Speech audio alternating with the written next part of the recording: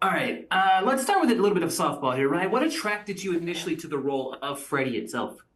That this came from the mind of Dennis Lehane. I mean, he's the master of psychological thrillers, of going into the twisted minds of people who live on the margins.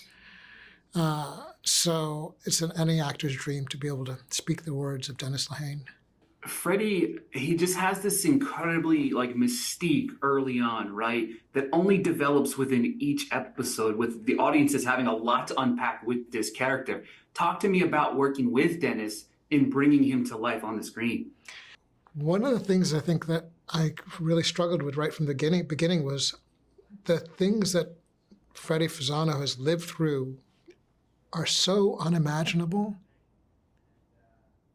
It's really, really hard to fathom how anyone has sort of survived day to day the way he has through all the obstacles he's lived through. And I had no sort of personal connection to that. I was like, what right do I have to tell this? And I said, where did this come from for you? How did you write this? And he just quite simply said, it's the imagination, my friend, the imagination. And so that sort of gave me creative license to play and to live within this world, starting from a place of creativity. And I think that led to incredible surprises and discoveries along the way. And I think that's what, right from the beginning, we just slowly go on this descent with Freddie, hoping for the best, but seeing the worst coming, still hoping for the best, and seeing the worst coming, hoping for the best, and the worst is yet to come.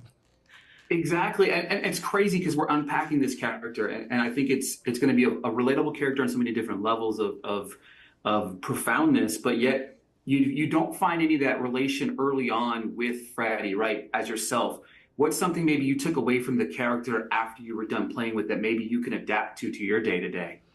One of the things I think I'd have to say is I think we've all been in situations where we've lost something, we've loved something, we've lost something, and what we've tried to do to try to get that back, to reclaim or to take responsibility, only makes matters worse. And so I think for me, it's like a moment of reflection, because I think we've all sort of engaged in self-destructive behaviors, whether it's, binging on bad food, binging on bad content, binging on bad relationships that don't serve us, but somehow feel good. That's what we see this show is about in a way.